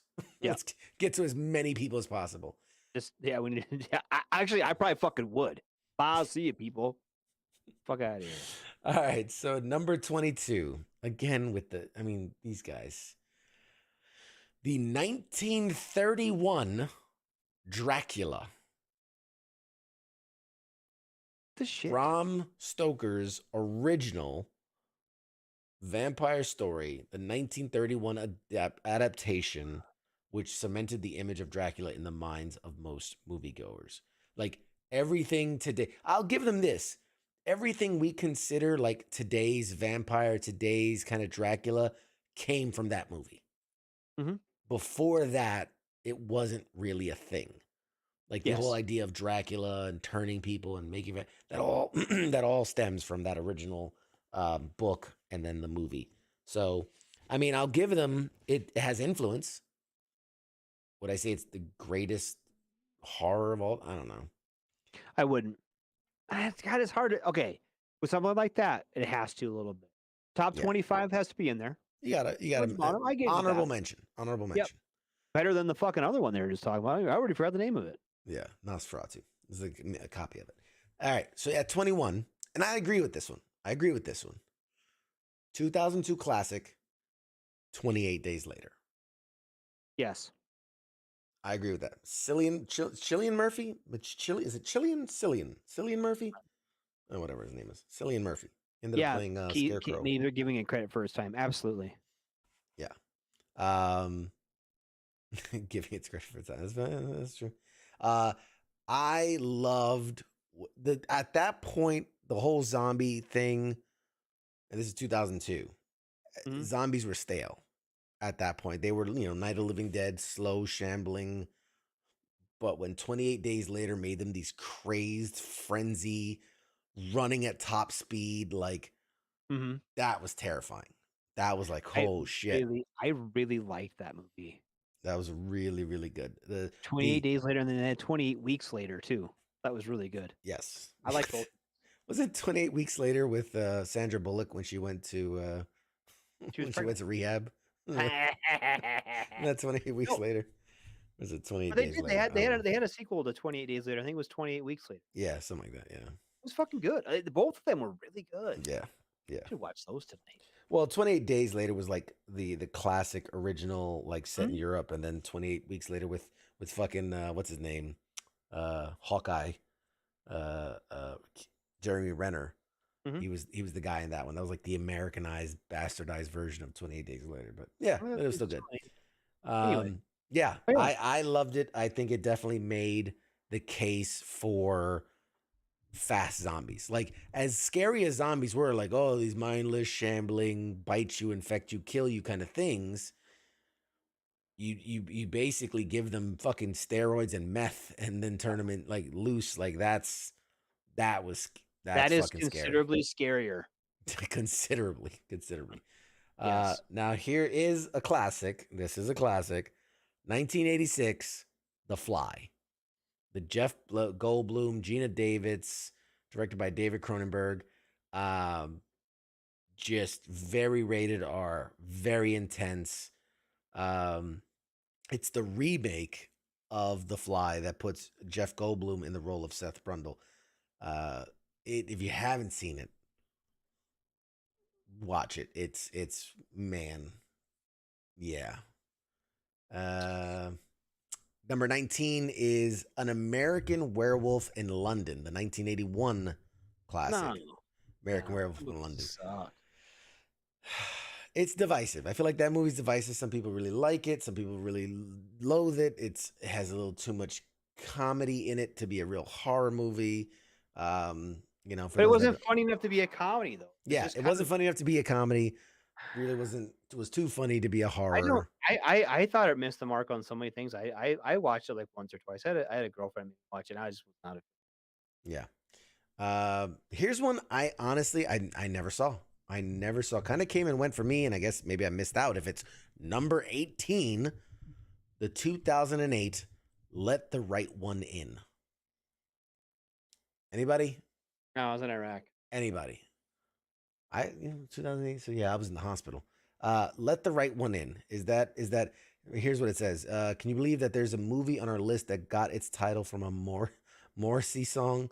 The Most Unusual of Love Stories is a Swedish film which hit it big internationally with its tale of a 12-year-old boy and his centuries-old vampire who looks like a 12-year-old girl, but most certainly isn't. Whether or not their relationship is an equal partnership or Oscar is doomed to become the vampire's next Hakan, the old and ill-fated human who has to take care of them. But it's an engrossing story from start to finish, through chock full of bloody gore, good horror moments. He's bullied at school, protector. Blah, blah, blah, blah, blah. Anyway, I might go back and watch it. Let the Right One In. I gotta go back and watch that one. That's on my list now. It's on you, buddy. I'm not going to. 19. All right, sorry. 17 of the top 25. 1977, Suspiria. Suspiria? Anybody? Suspiria. Sorry. Never heard of it. Never heard of it. Apparently, it's one of the best. Next up at number 16 is Dawn of the Dead, 2004. This is obviously one of the follow-ups to the original 1968 Night of the Living Dead. Dawn of the Living Dead is bigger, gorier, funnier than its predecessor, Dawn of the Dead. And they say remains one of Romero's definitive works. The true brilliance of Dawn is how it combines straight-up zombie carnage with a healthy dose of satire and social commentary.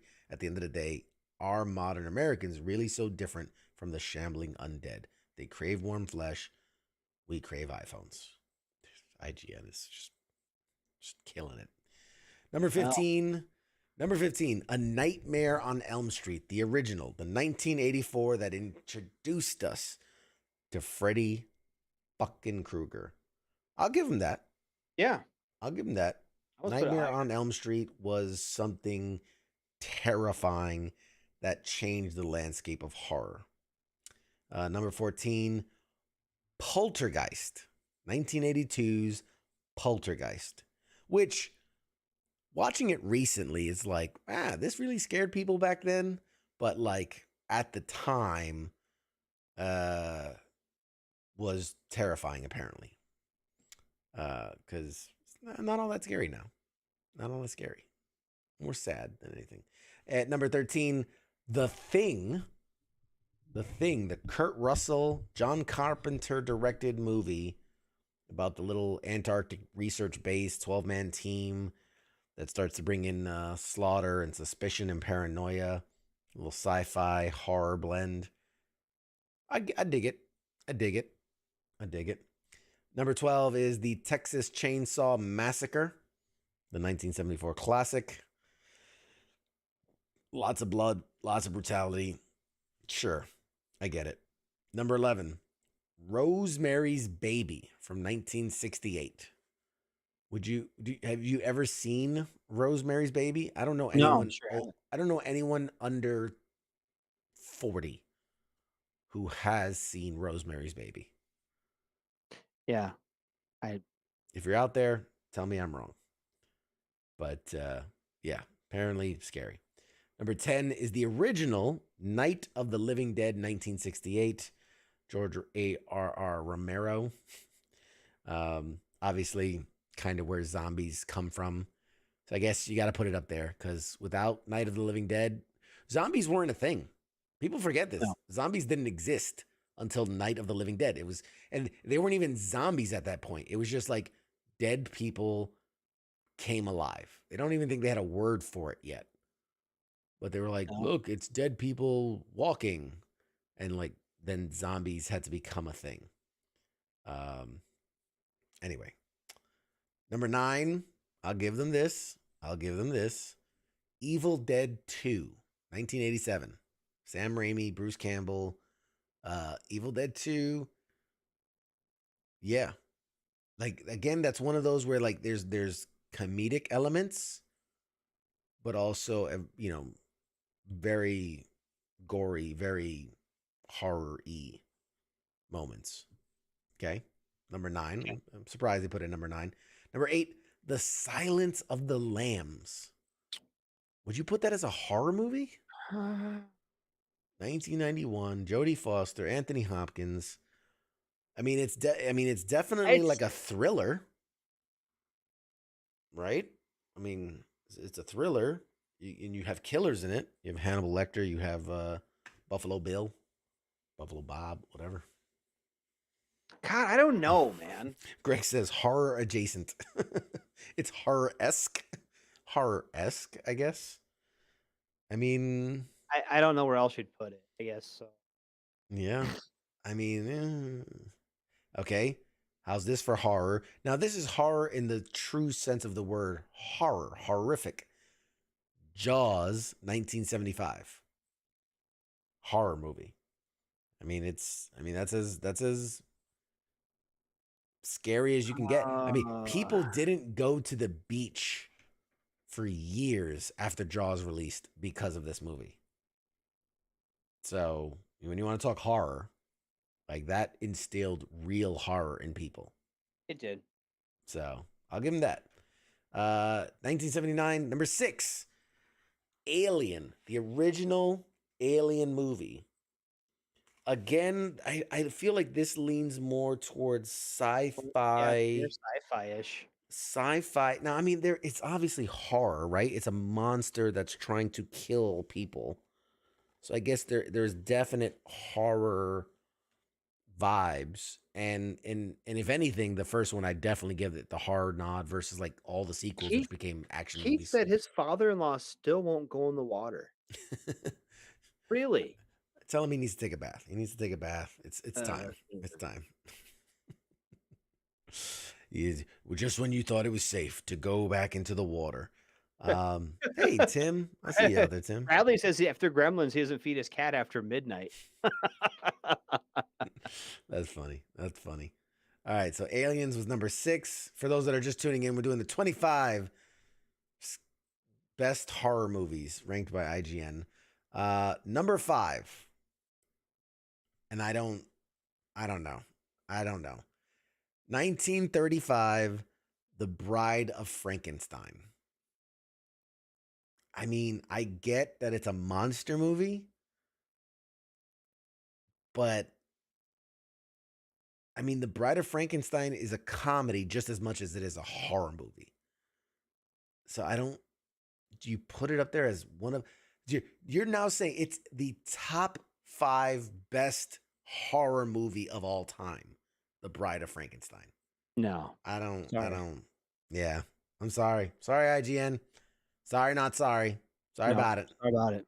Not sorry about it. Number 4. Arguably, I'll give you this one to you arguably. Number 4, 1978, the original Halloween. So the original Michael Myers versus Laurie Strode that we are still fucking 40 years later trying to resolve.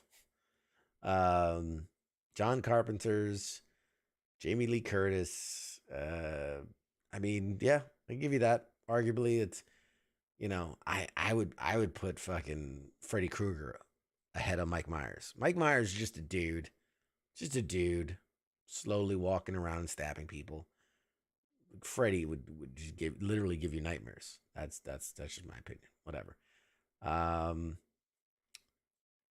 Number 3. Now we're going more psychological, less, I think, horror. 1960, Psycho. The Alfred Hitchcock legendary movie about crazy old Norman Bates. Psycho. You know, definitely Dude, but horror it's esque. definitely horror, and it's definitely, but like, I don't know, dude. It's just hard to put a movie like that in like the top 5. I know. It's just, I Yeah, think I Keith want hit to it right on the know. fucking head. Keith hit it right on the head. They put crap picks in the mix to make podcasters discuss where they went wrong. And here we are, Here we are. right on cue. Yep. Number Hellraiser. Yeah, 2. fuck yeah, Hellraiser. That should definitely be in there. We're It not is done not. yet though, so It hold is. on once. I'll spoiler alert. It's not in the top 2. Are you fucking serious? Number 2. Is it in the top 25 at all? Not in the top 25. Wow. Number 2 is the 1973 The Exorcist. Oh. The Exorcist, I do feel First one? the original, the first, the original, the one, the only. The Exorcist is horror, and I do feel definitely belongs as high as top 5. Yeah, it's top 5. Second, top 2, depending on what number 1 is. All right, drum rolls, ladies and gentlemen. Greg says I'm deleting IGN right now. Oh, shit. Number 1, and if you haven't guessed it by the list we've gone through so far, it is the 1980 classic, The Shining. The Shining, IGN says, is the number 1 best horror movie of all time. The Stanley Kubrick directed, Jack Nicholson led, Stephen King's most popular horror novel, movie adaptation.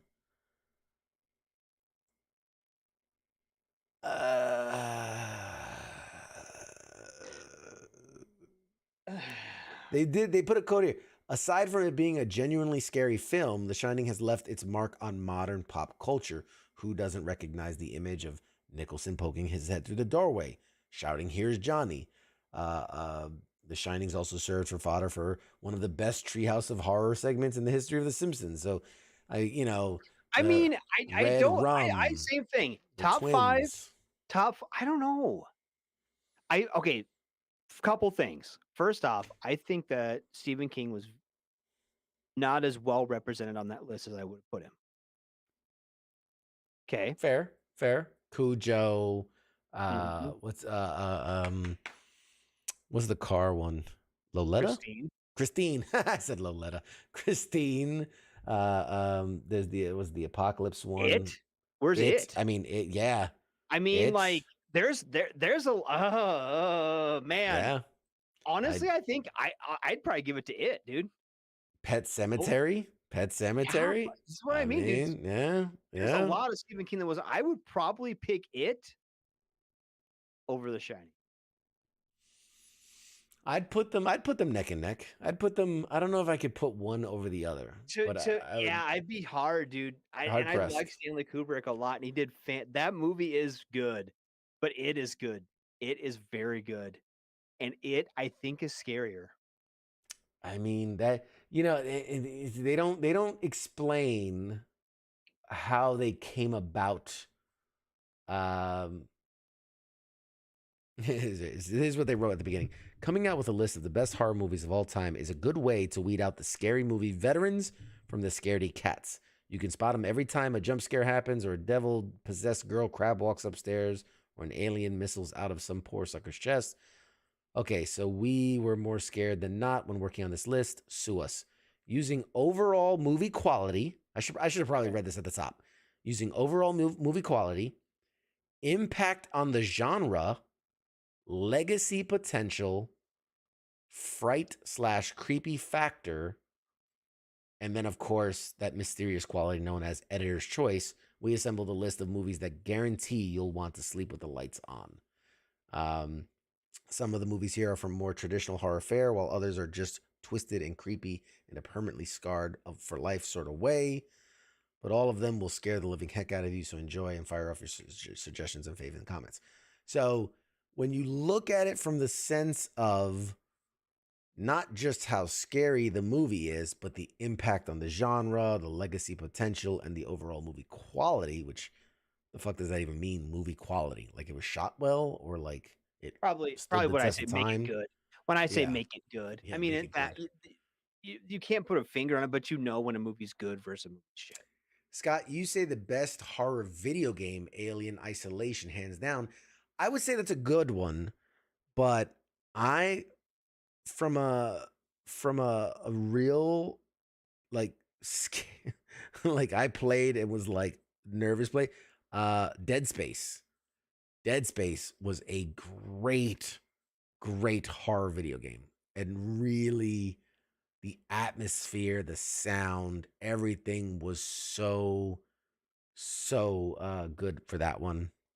Also, BioShock, while not a traditional horror, was definitely creepy in a way of like every corner made you kind of like nervous to go around. Um, but did you play it with the Kinect? No, I didn't. Oh, I get it. So like, yeah, if you made a sound or a move or whatever, yeah, I get it. Um, Greg says, "Oh man, I need to read the comment section on this thing on the IGN page. I'll post the link here. You guys can, by all means, go for it and like dig into them. I'm gonna go ahead and post where you can find that article, and you can just let into them. This was posted June of this They need year. let into.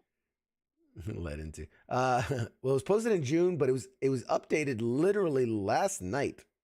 Updated. So as recent as last night, it was updated. So you can let them have it for Yeah, I don't know, dude. With as many movies, we're like, man, is that even really a horror movie to not have some of those other ones on there? I know. I And mean, but I will say this though, maybe they didn't want to get in a way where they're like really favoring someone like Stephen King.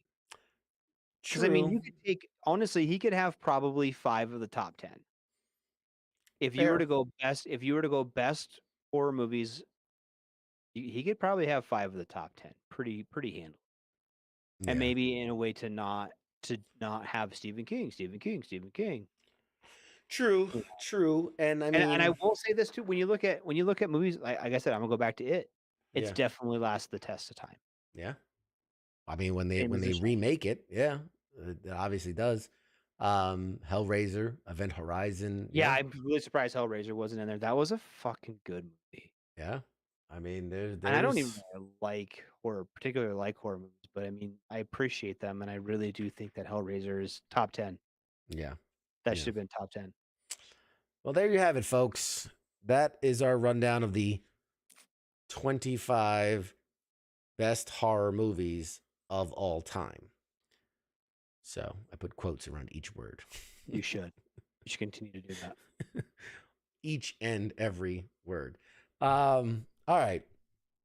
Guys, this has been an absolute blast. I've had so much fun. You've all been awesome. We went way longer than I thought we were going to go. Yeah, we did. But this was an absolute blast. Happy. I hope you guys had a happy, safe Halloween. And tune in next week. I'll say real quick before Radar gives us the outs. Next week we're gonna do by audience request. By audience request, we're gonna do an entire episode of watching trailers and giving thoughts and feedback on it. So I've got a bunch of Next week? that's next week. I've got a bunch more recent stuff that's been popping up. And if there are any classic trailers that you guys want us to watch, send them to the page. Send them to Pop Culture Warrior. Post them, tweet them, shoot them to me. Give me the names, give me the year, whatever. And I will collect them all up and we're going to watch. We'll watch classic movies. We'll watch C-level indie trailers. We'll watch upcoming blockbusters. This was requested by the fans, so that's what we're going to do. Is it all trailers or only movies? I mean, if there's game trailers or TV trailers you want us to watch, man, shit, throw it up there. It's a trailer happy episode. I'm still trying to come up with a name for the episode, but it's going to be all trailers and one announcement by me that will be a game changer. That will shift the landscape of what we do moving forward. Something I've been sitting on for quite a while, and I'm finally ready to share about it and talk about it openly and publicly. It's huge. It's huge. So yeah, it's pretty big. Pretty big. Tune in next week. We'll talk about it, and we'll watch a bunch of trailers and laugh and cry and feel, we'll watch the Purple Heart trailer. I mean, just all of it. We'll do all of it. And am I coming out of the closet? I mean, in a way, sure. In a way. But yeah, so Mr. Radar. Yes. You've been so patient, and so kind, and so loving, and given so much of yourself tonight. Would you do us the fair honor of telling the fine folks at home what they can expect on a typical week here at WTF Nation Radio?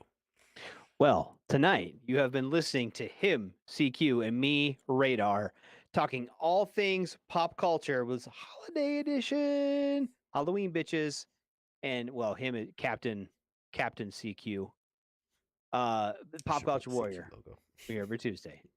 Wednesday, Don's a day. Dave knows scheduled activities. We will take the night off to go do things. Now, Thursday, I know you guys have been waiting for this. Sarge time. Sarge time is epic. That's Ice and Spanky talking all things Army, National Guard reserves, fucking retirees. There's some shit popping off. They're gonna let you know about it. Friday night freedom follows Thursday. It's Kaz and Pookie. Fucking good show over there. Good times. Be there. Saturday and Sunday, Don's days. Soon to be the sports bar on Sundays. Have we got a release date for sports bar yet? CQ. There's been some adjustments in the background. Okay. We will be making an announcement very soon. All right then. Well, so there we go on that one. So we know that. And then Monday is the aptly named Monday edition. Ice and pretty sure Shipwreck is full-time on that now. I think so. Pretty sure about it? Yeah. Talking some good shit. Current events. They're on it. Ice is fucking keeping us in line over there. Keep on it. Good show. Now, after Monday is Tuesday with him, CQ, me, Radar, here for Pop Culture Warrior. That is right. We got lots of changes are coming. Yes. Good changes. Great changes. Awesome changes. I know. Big things on the way. I'm excited for my Wednesdays. Wednesdays are going to be huge. Sundays are going to be huge. And if I have my way about it, every night of the week, you will be able to join us and have some fun and have a place and have a voice and have a show just for you. And very, very, very excited. Stay tuned because big things are on the way for Pop Culture Warrior, for WTF Nation Radio, and by proxy, U.S. Army WTF Moments. Yes. So, all right, guys, with that, happy Halloween one last time. Be safe, be kind. Tune in next week. It's going to be a great show. We'll see you next week. Say bye, Radar. Bye, Radar. Shots.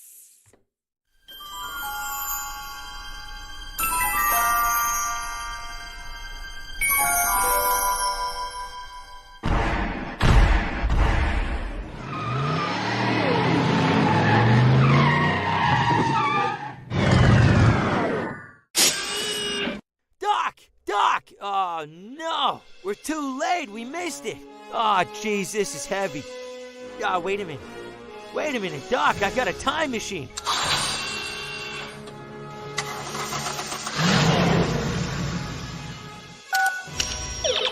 I'm just gonna punch in the coordinates. Pop Culture Warrior, Tuesday night, 8 p.m. Eastern Standard Time on WTF Nation Radio.